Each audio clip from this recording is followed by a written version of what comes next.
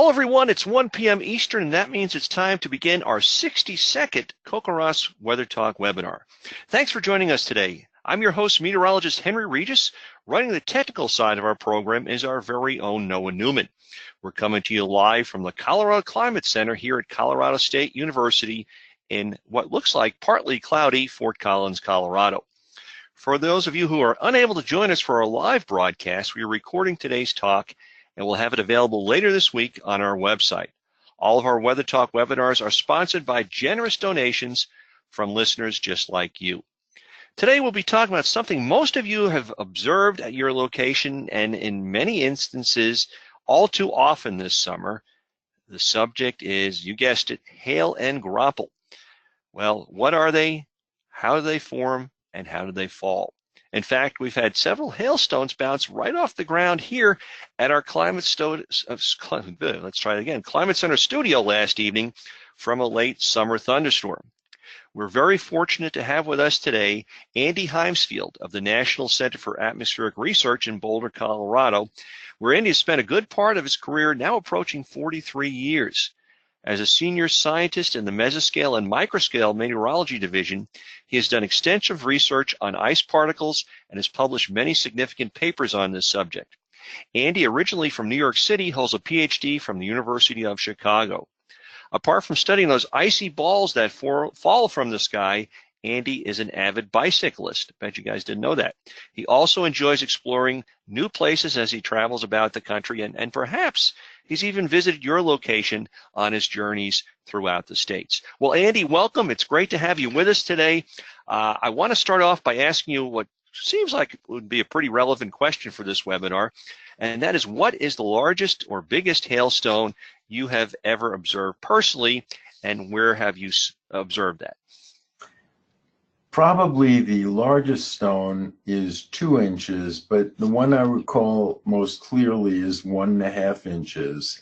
And I commute as well as recreationally bicycle.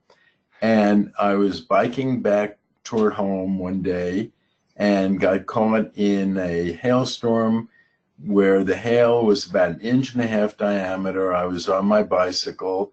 I was wearing a helmet, so all I heard was the knocks. But I did get it on my arms, and that does sting.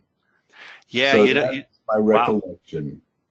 You know, it's interesting, as we've talked to farmers throughout eastern Colorado, from the older farmers, we asked them how many have had to scurry under the tractor to avoid the hail during a hailstorm, and almost every hand went up in the room. So it is kind of quite dangerous being out there during these things. Yes. Well, Andy, thank you, and we're going to pass it on to you now. Take it away.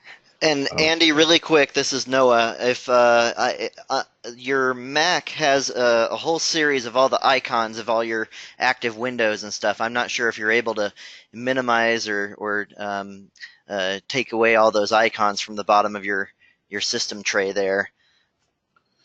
If not, that's we can all just that's not a problem. But okay, so I will first now give my first slide, and so the first bullet is a play on words, but I will talk about where hail occurs and how it occurs.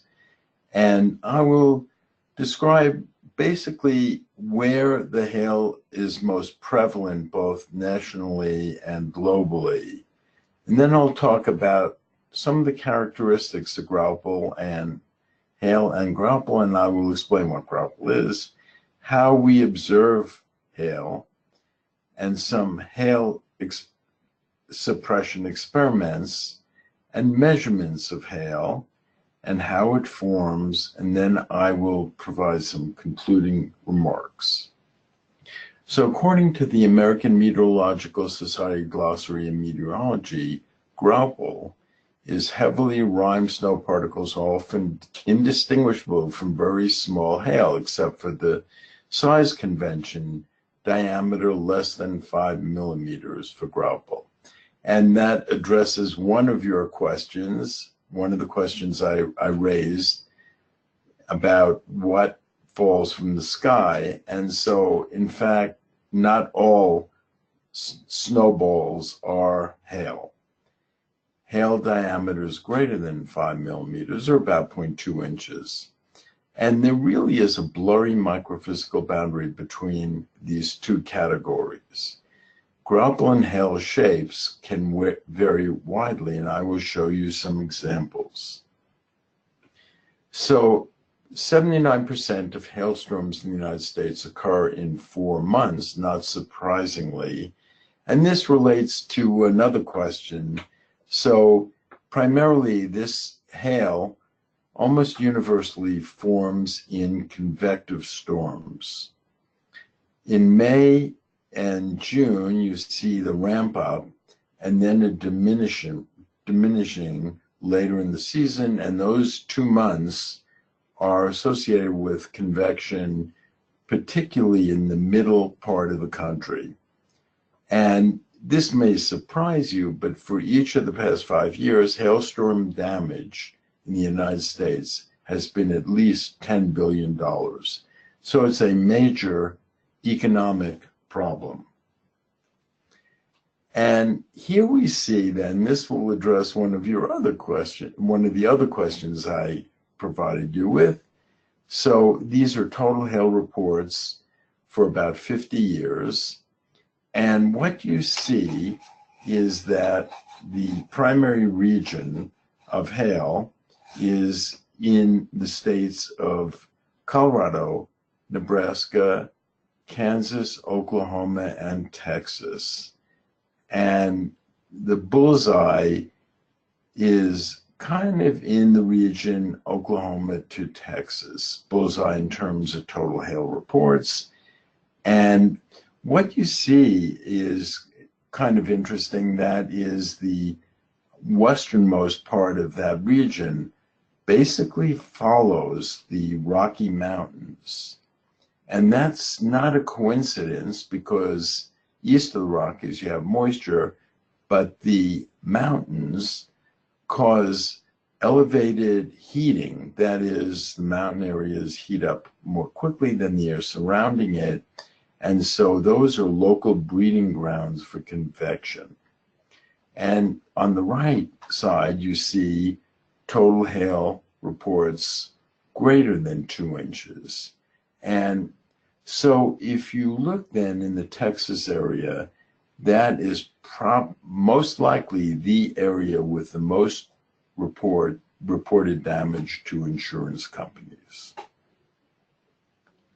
The next slide shows the global distribution of hail. And let's look at North America first. So you see the regions I mentioned.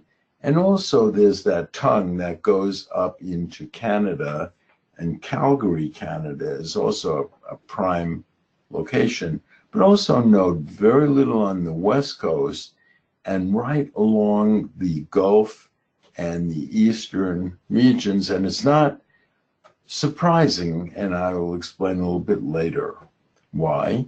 And then some in Mexico. And then if you look at South America, you see the Andes Mountains, again, a preferred location. And in fact, the most intense thunderstorms in the world are in the Argentina area. And that is, again, associated with mountains and moist air on the west and from the east as well. Now, looking at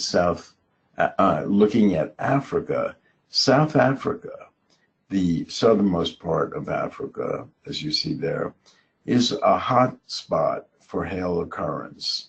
And the reason for that, again, is there's a high plains region plus moisture from the Indian Ocean. And then if we go to the Indian subcontinent, again, mountains and lots of hail, not so much in Europe. And the leading location for hail is North America, especially the United States, and most of you got that correct. Hail properties. According to the American Meteorological Society, as I mentioned, hail is larger than 5 millimeters or larger, And large hail can have lobes, that is, and it's very important that hail is not necessarily like a softball or a hardball. It has lobes, and in fact, I'll show in a few minutes, its shape changes with size. And it grows by the collection of water drops that are at temperatures below 0°C, and they freeze on the surface of the hailstone. And spheroidal hail often exhibits a layered internal structure with layers of ice containing many air bubbles, alternately with layers of relatively clear growth. Think of a tree rings. That is, in the springtime, tree grows extensively. In the wintertime, and in the late fall, it slows down. And in a similar way, then this would imply that hailstones don't follow a single trajectory up through a storm, but have multiple cycles. Large hail may contain inside of them liquid water and even be spongy, but it's usually, that is, when it falls to the ground, solid ice with a high density. And the density of small hail often is much below 0.8 because of the fact that there are often hollows inside and cavities, etc. Small hail, as I mentioned, may be indistinguishable from larger Graupel except for this size convention. And this shows a picture on the left of Charlie and I examining a very large hailstone, which I will show you in a minute, from Vivian, South Dakota. And on the right side, Nancy Knight, his wife, showing the one on the left is the largest ever found, and Aurora, Nebraska is one of the largest. And what they did was they took the stones inside of their cold room and used a bandsaw to slice them to show what the internal structure looks like. And these are examples. So hailstone shapes vary widely. They can be conical, oblate, spheroidal, irregularly shaped, and sometimes with spikes and lobes. And oblate, that is squashed sphere, is the most common, and most have an axis ratio as the minimum to the maximum dimension of the order of 0.8. And as you see on the right, the tree ring sort of structure. And hailstone shapes are less spheroidal or more oblate with increasing size. And the tendency for this axis ratio to vary with size from about 1 for very small hail to about 0.6 to 0.7 for large hail.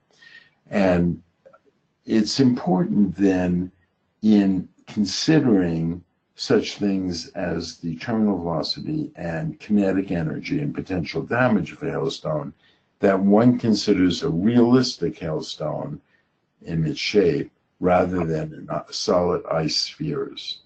Now the embryo type, the internal ball that ends up becoming a hailstone, can vary between conical Graupel, and an example of that might be the top left stone, and conical, as I mentioned, or it could be some other shape. And the second one is a frozen drop. So that would be the top right.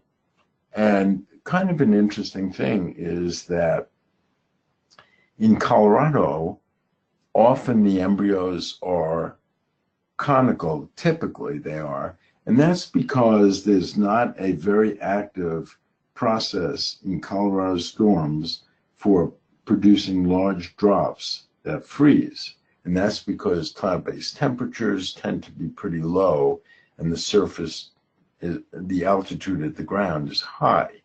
Whereas in places like Oklahoma and along the eastern seaboard, western, they tend to be primarily frozen drops, and that's because there is an active warm rain process.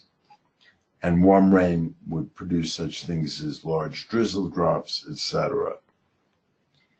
And the hailstone embryos, they have a large effect on the shape of hail during its growth. And they have distinct early growth mode of large hail suggests that the embryo, the originating particle, is followed by hailstone, this accretional growth. And just example on the top left shows a conical Graupel. And here on the top right are just some examples of conical Graupel. And three identifiable types, conical, about 60%, spherical, clear, that is frozen drops, 25%, and spherical bubbly. And those are just from a study by Knight and Knight. And in the lower bullet, regional differences, percent of frozen drop embryos. In Colorado, as I mentioned, they tend to be very low. Oklahoma, quite high. Switzerland, again, quite high, warm rain process. South African, low field, low altitudes, high, and the high altitudes, relatively low. And from about the mid-1980s to about 2010, there was very little work done on this important problem of hail, understanding hail, quantifying it, perhaps doing something with respect to warning people about hail occurrence. And so since that time, the Insurance Institute for Business and Home Safety has been working on this problem. They are funded by the insurance industry, but they are a nonprofit. And so they've measured hailstone particle mass. They've gone out and collected throughout many states the hailstones, and they've measured the hailstone particle mass, their volume, the size and the size distributions, number of particles of a given size, for storms in Colorado, Kansas, and Oklahoma, and other locations more recently. Hailstone properties have been measured, these properties, for about 2,800 hailstones. And very neat thing is that they have an apparatus for taking the hailstones and scanning them to produce 3D scans.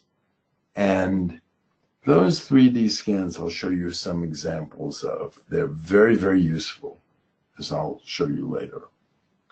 This is one of the scans. So this is the scanned on the left Vivian, South Dakota hailstone.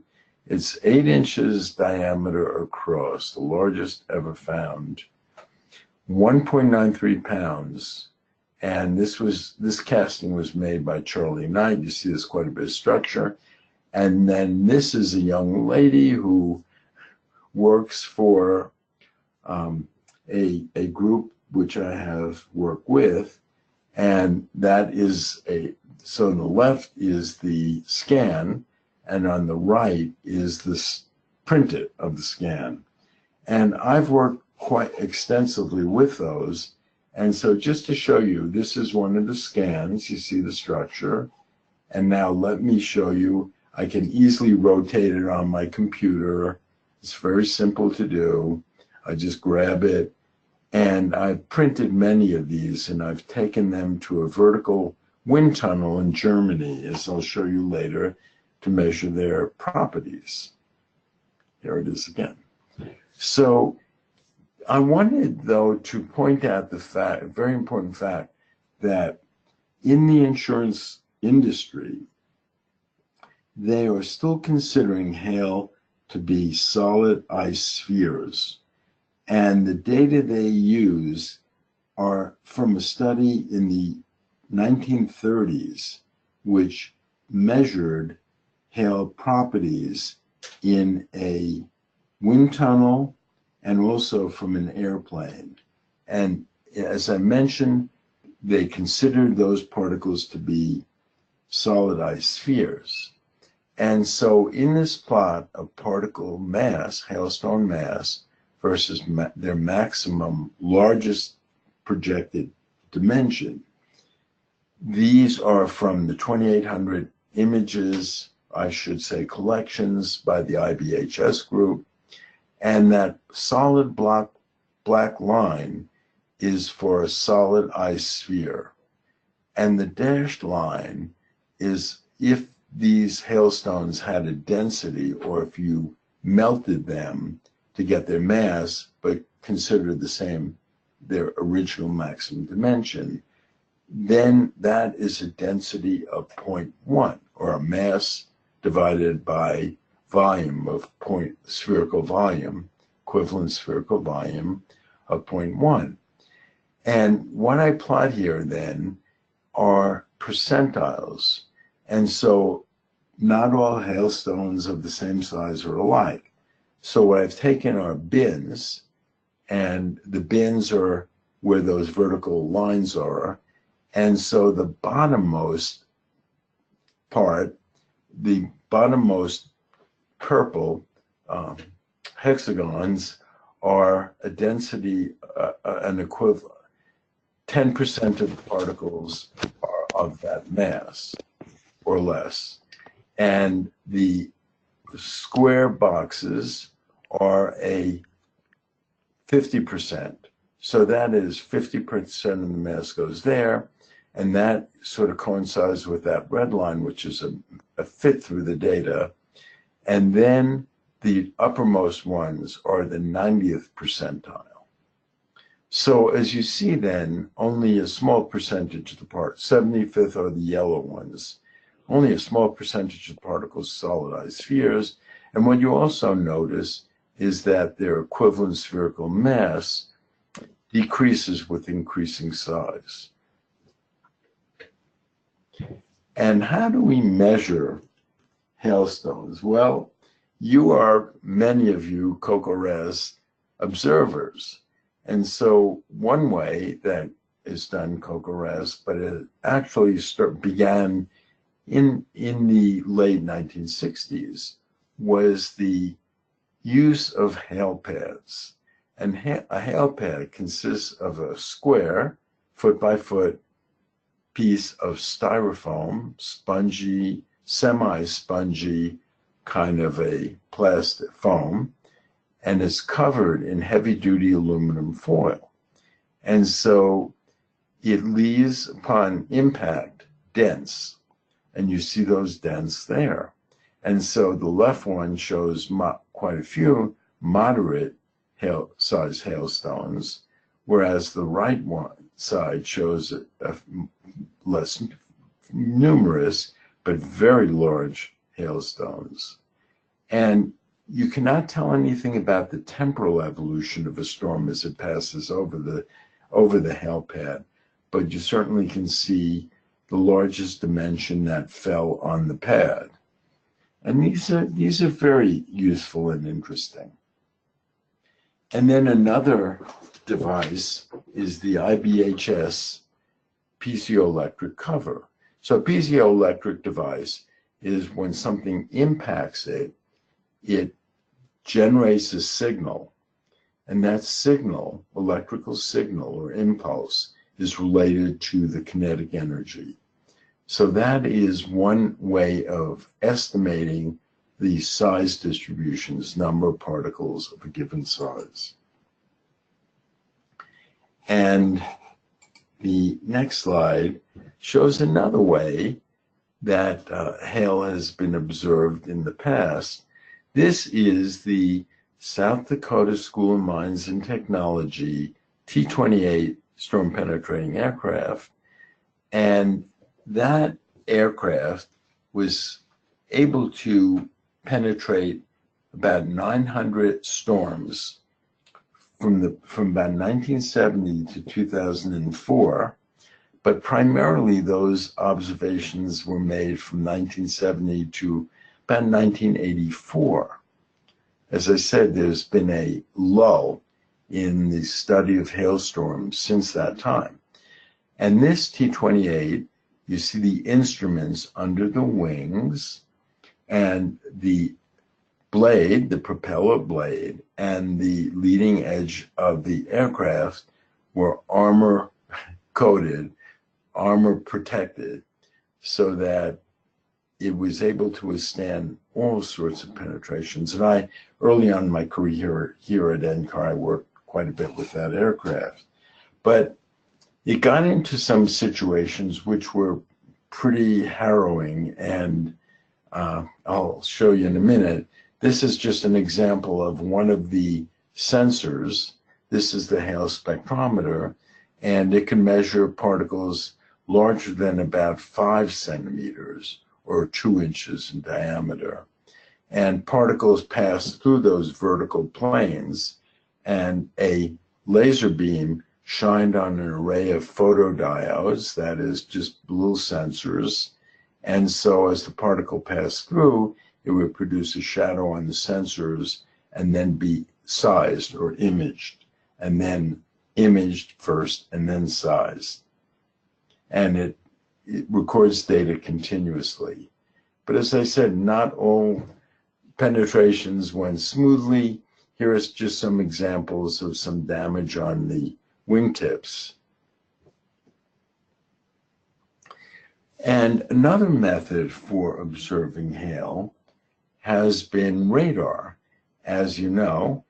And so the method one uses what's called dual polarization. And polarization basically describes the way that the waves are released from the transmitter of the radar. And so horizontal polarization, there's the wave, and the blue part shows the wave, and the bottom shows vertical polarization. And as I mentioned, hailstones have axial ratios less than 1, often the largest one's 0.6, 0.7. And so what then at the two polarizations it shows is it can give you an indication of the predominant axial ratio of the particles. And for example, raindrops become more oblate as they become large because of their fluid. And so it's good for detecting large rain, but it's also very good for detecting large hail.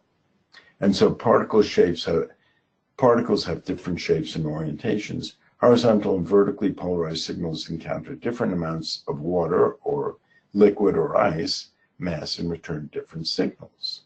From these differences, you can infer something about the properties. And then there's another method, differential reflectivity.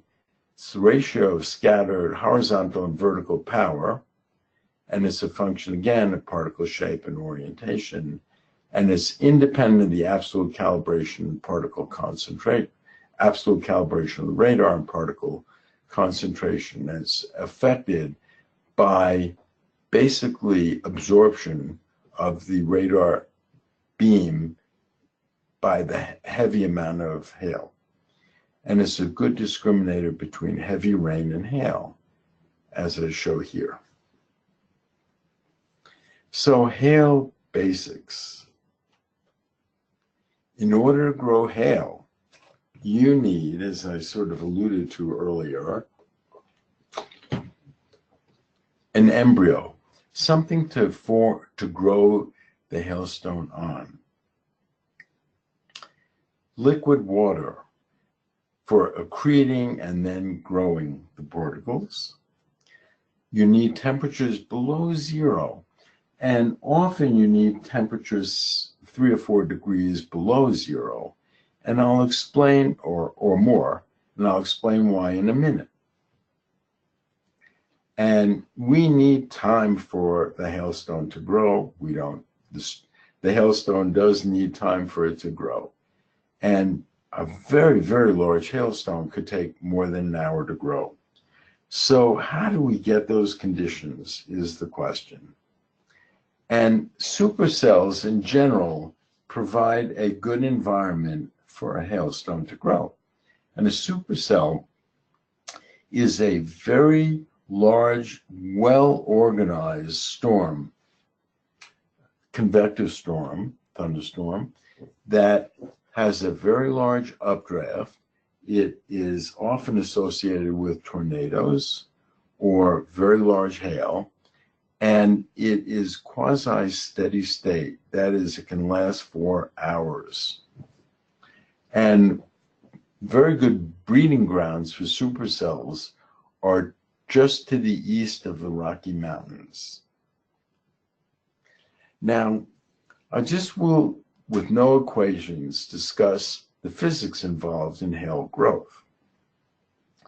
So where I have the growth there, that's the embryo. And so liquid drops accrete on the hailstone, and then they are, some of which are frozen. Now, let me explain just a little bit. In the process of a drop freezing, it releases 80 calories per gram. And so if there are a lot of drops accreting on that hailstone, then we're getting a lot of heating. And typically, the hailstone, if it's encountering quite a bit of liquid water, can be 4 or more degrees above the air temperature. So in fact, then, over the surface of the hailstone, because it's 4 degrees warmer, it can be evaporating relative to the air, even though the air is 100% humidity. And so at the same time, we're getting growth due to accretion, we're getting evaporation. And in fact, the surface temperature of that hailstone can go up to 0 degrees C, in which case, not all of the ice is freezing. All the drops are freezing. So some of the drops then shed. And in fact, any sort of hollows inside the hailstone can fill with liquid and stay liquid. Okay, now let's just talk a little bit about how hail grows. So kind of a conventional thinking is maybe one up and down transit through a storm, or one cycle up through the storm. But we need a lot of time. So you need to grow the embryo first, and then the embryo has to be large enough to be able to kind of sit in the updraft with its terminal velocities being large enough to encounter stronger and stronger updrafts. And so from the T-28 observations early in my career at NCAR, I was able to deduce something about how hail grows. And so here in this plot, which is kind of quite detailed, but I will just try to give a best explanation possible. So where I have updraft core, that could be this large supercell. Along the flanks of the storm, there are often little convective cells, cumulus congestus they're called, or others. And what happens though is along the outside periphery of the storm, the wind cannot go through the storm because that updraft is so strong. So it goes around.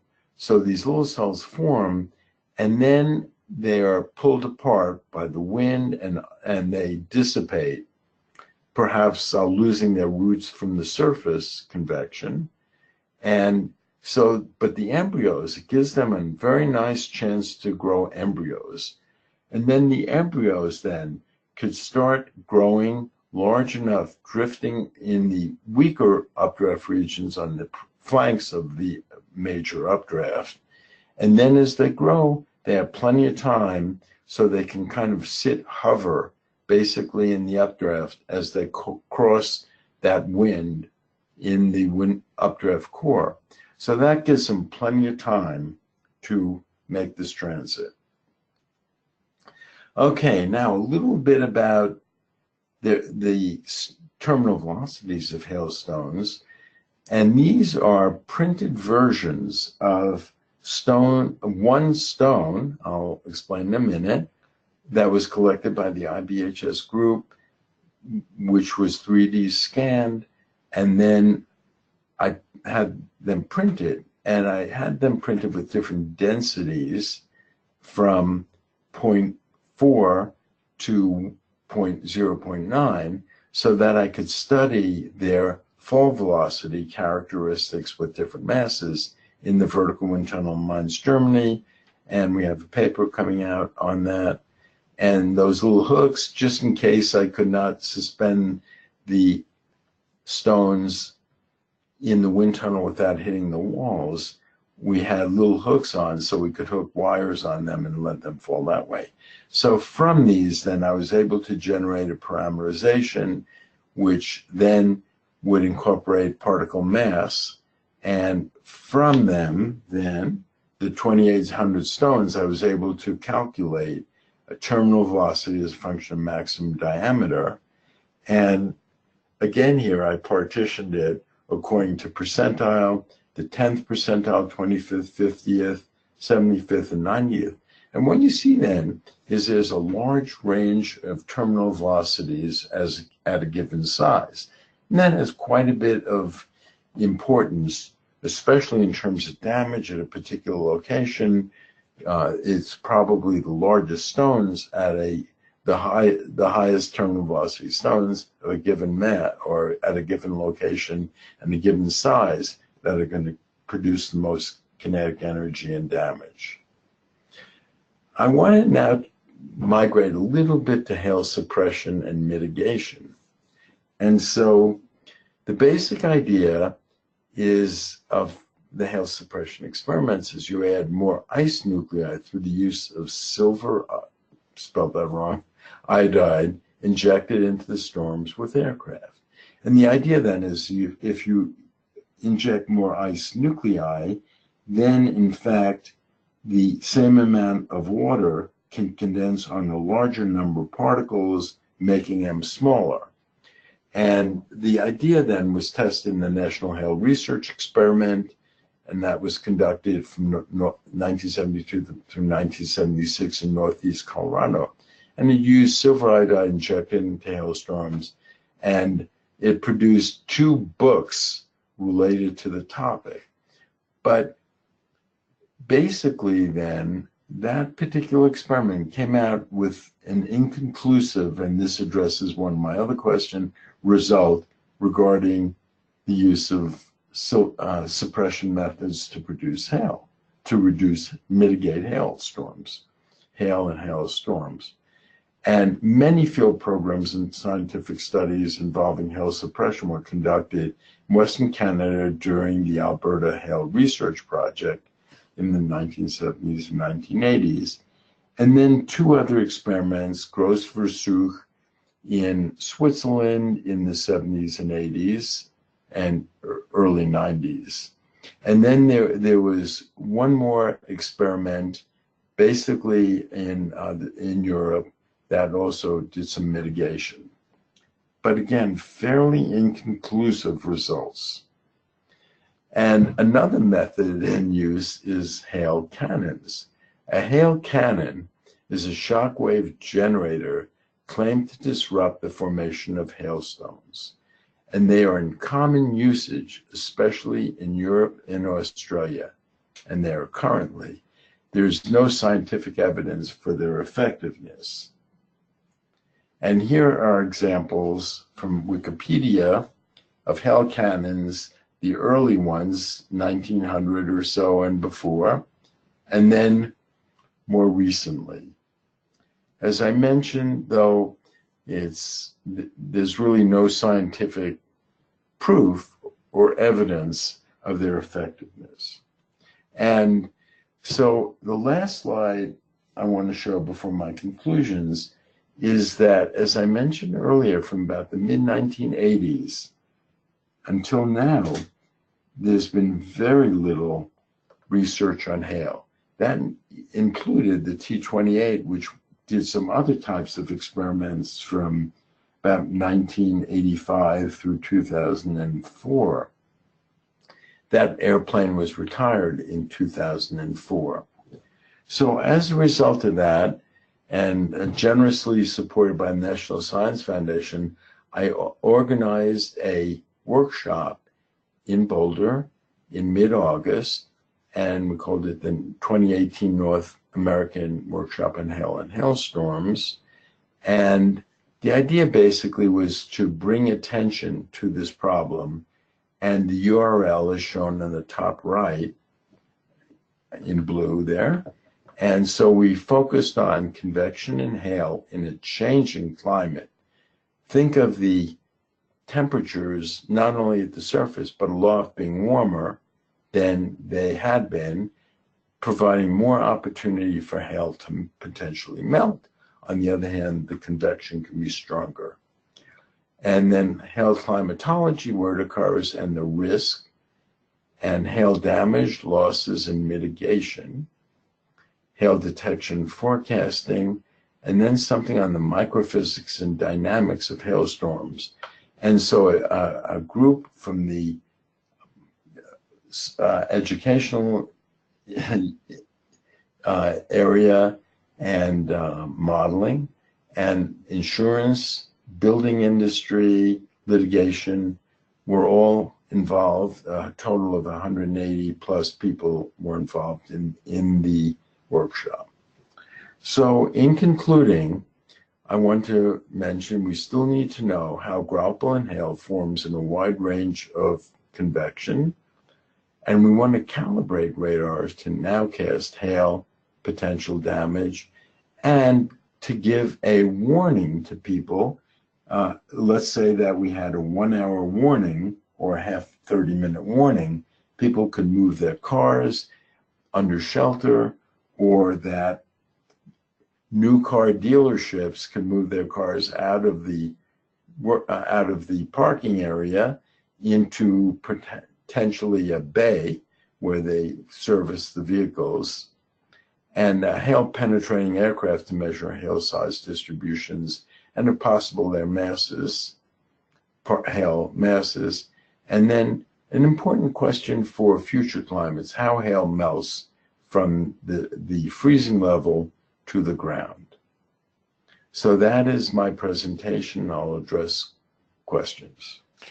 Well, thank you very much, Andy. Very, very informative stuff, and I'm sure our viewers out there, a lot of this stuff is new to them. And again, great talk. I want to put in a plug. That hail conference you had in Boulder was wonderful, very, very informative, and really surprised at the extent that CoCoRaHS hail observations, this is for our viewers out there, were recognized and used by a lot of different places out there, a lot of countries. Switzerland was talking about CoCoRaHS, China, and I was totally blown away by how our observations are really making an impact worldwide, not just here in the United States. So for you guys out there measuring hail, keep up the good work. We're going to try to keep that going even further in the next year or two, get more efforts. But you don't realize how this stuff is being used, and it was really, really great. And the very interesting thing about the CoCoRaHS data is it really shows regional differences in hailfall at the ground. And I am currently looking at that with some people at Texas Tech. Yeah, you're very, very interesting in different places how that happens. Hey, folks, if you have a question out there, this is your chance to type it in. Go to your computer, a question for Andy, type in your question, your name, and the state you're in. We also have with us today Nolan Duskin, our director. He's on the line, as well as Russ Schumacher. Russ is the Climate Center director. And if they have any questions for Andy, why don't we take those first, and then we'll take the questions from our audience. Can you hear me? This is Nolan. I do. This is not a question. It's just a comment that in the earlier days of CoCoRaHS, back around the time of the severe thunderstorm electrification and precipitation study, which would have been, what was that, about 2000?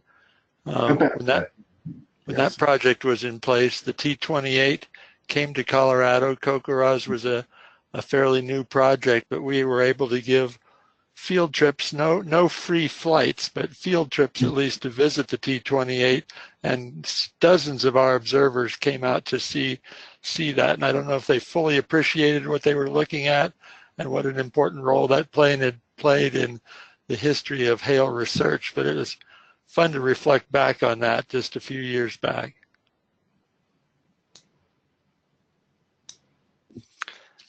Thanks, Nolan. It's neat to think about that. Hey, I've got a question here from Grant in Colorado Springs, and his question is, when in the mountains, how can I for sure know the difference between sleet falling to the ground or hail? Is sleet only in winter months, or do the higher elevations make for winter conditions in the summer too?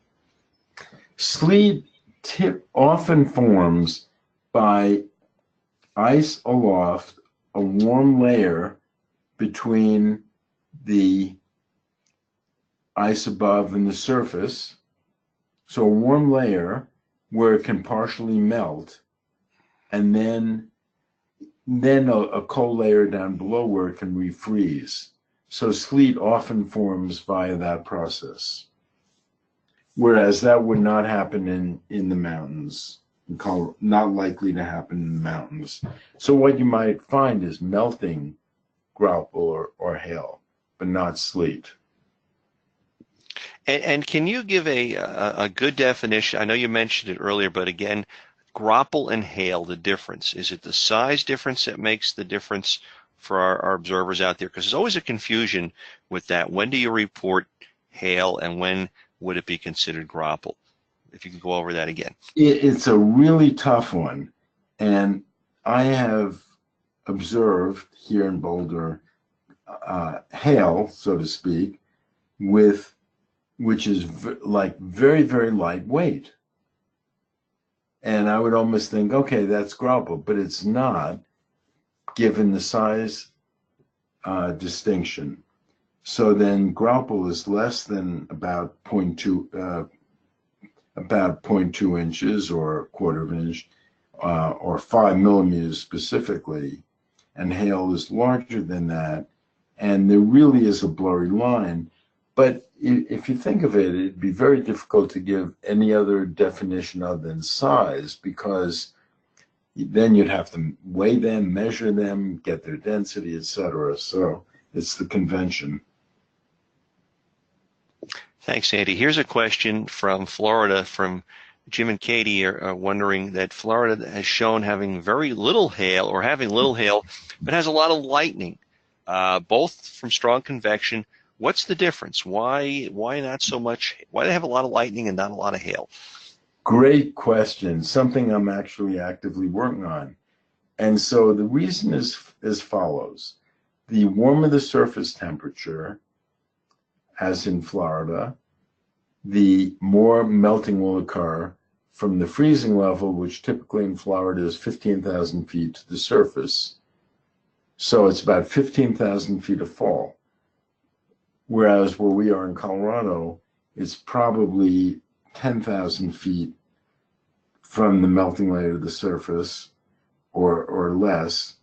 And the second reason has to do with relative humidity. So if you are, let's say in Colorado, and you get out of a shower where the air is fairly dry, you cool. You evaporatively cool. And in the same way, if the air is very dry, a graupel particle or hailstone can then evaporatively cool, so its surface temperature is less than that of the air. And that gives the possibility then that while the graupel or hail can evaporate partially on its way down, it has a better chance of making it down to the surface as hail, graupel or hail. Whereas in Florida, the humidity is very high, so you don't get this cooling. And so nonetheless, though, sea breeze is a very active producer of convection in Florida. And so that convection then generates lots of lightning, and the lightning is often produced due to the coexistence of small water droplets and ice particles, charge separation, and especially graupel is very favorable for that. And so you have a lot of convection, but a lot of it melts, if not all. And that's why along coastal areas of continents, there's relatively little, both due to hail, both due to the high humidity and the warm surface temperatures and the high melting layer. Thanks, Andy. Here's a similar question. Chris in Waukesha, Wisconsin, said that early on in the presentation you showed a global distribution of hail. You found it fascinating and very counterintuitive that the hail along the equator in Africa and South America, but little hail in Canada and Russia. So they want to know, is distance from the equator, distance is less important than, they're just trying to figure this out. Okay, well, as I mentioned, warm surface temperatures and high humidity and a high melting layer are key. And then the second thing is a strong forcing of air via mountains, high mountains, and humid air. Those are the good generators. So along the edges of continents, for reasons I said, hail is less likely. And then there probably isn't a really good forcing mechanism or high humidity region in Central Europe. Okay, thanks. Here's one. George writes, back in 1970, he worked at the Weather Service office in Lubbock in West Texas, and the West Texas hail suppression project was going on at that time. He said it appeared that the storms became more severe while being suppressed. Could you comment on that? I sure can. I would say that the reason for the fact that, or the observation that it's inconclusive whether seeding hailstorms works or not is because it's very difficult to know how many embryos to put into a storm. And I would say that is potentially a source of actually more hailstones under certain circumstances. If the updrafts are very strong and long-lasting, potentially more hail is generated. And think of the large scale of a supercell, and you need a lot of embryos to suppress that. And perhaps it would even generate more hail. Here's one from Janice in Colorado Springs, and she said, you know, if you remember back in August, south of Colorado Springs, they had baseball-sized hail. It penetrated roofs and windshields. She wants to know what kind of updrafts would be required to produce such hailstones. Oh, great question. I should have mentioned that when I showed that plot of hail terminal velocity versus diameter. But 2 inches, let's say 30 meters a second, let's say 60 miles an hour up. So 60 miles an hour up. Now the T-28, during some measurements in Montana, did measure 50 meters a second or 100 miles an hour up. So the updrafts then are strong enough. So I would say to generate 2 inches, probably need at least 60 miles an hour of the air going up. And think about driving up vertically at 60 miles an hour. It's really moving. Okay, thanks on that one. And here's one from Bill, and Bill wants to know that the distribution map showed no hail in Australia and little hail in Europe, yet both locations use hail cannons.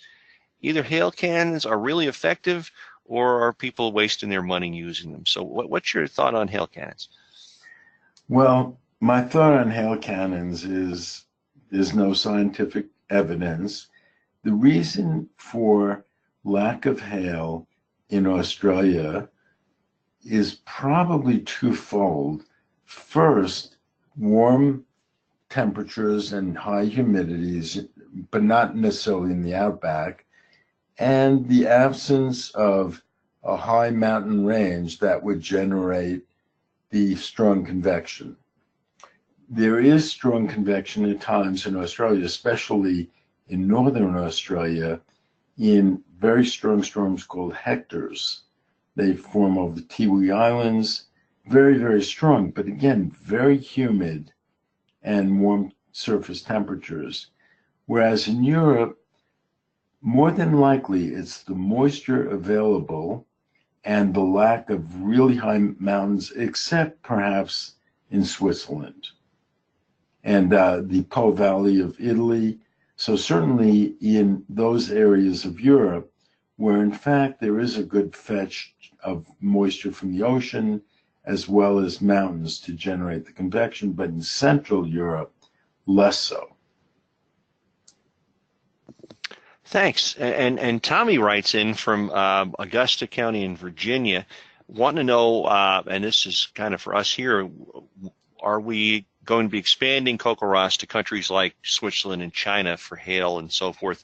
Great question. Yeah, that's a good question. We'll have to see how funding comes about with that. We're slowly working with the World Meteorological Organization, the WMO, out of Geneva, Switzerland, and we recently expanded into the Bahamas. We're in Canada, Puerto Rico, Virgin Islands. Some talk about Guam and some of the places in the Pacific, maybe some talk about Peru. But at this time, we don't have any current plans. We're trying to keep things sustained here. We'll let our viewers know as we work on that to see what happens. I think we may still have Russ Schumacher on the line here with us, and they have a very interesting project on hail and stuff coming up in Argentina. You mentioned earlier, Andy, that the storms were very severe in parts of Argentina. Russ, if you're still there, could you comment? Just tell what's coming up here this winter. And he may not be with us at the moment. Hold on a second. Let me Oh, hang on. Okay, let me unmute him. He's standing. I surprised him with this question. So. Okay. Can you hear me now? We got you, Russ. There. Can you hear me now? Yep. Sorry, I was muted and couldn't figure out how to unmute. Yeah. So we have this big field project coming up in November and December, which of course is their spring into summertime. And right, as Andy was talking about, very, very intense storms there, and also not a lot of study in that region in the past. And so the big hail, and then also heavy rain and other storm characteristics will be the focus of that project. There's a lot of parallels to the central United States in that region, with a big mountain range to the west, and then a moisture source kind of off to the east and northeast in their case. But then of course a lot of differences as well. The Andes are much higher than the Rockies, and so kind of trying to be figuring out some of those similarities and differences.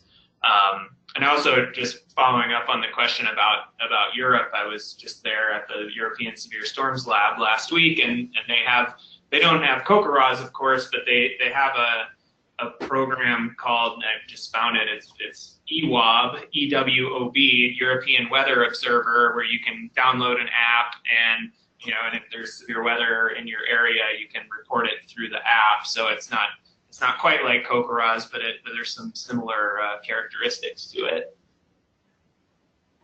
Thanks, Russ. Appreciate the update on that, and we're going to see if we can get a link. If you have one to put on our website, any information about this project, that you guys can follow that as we go along. Here's a couple more questions. We're getting to the top of the hour here. Janice writes in, with global warming, should we expect more large hailstorms? What do you think, Andy? That is a great question. It was the subject of our workshop. And so the basic idea then is that in general, there'll be less hail. But when hail does occur, it could be more intense. So that is the basic upshot.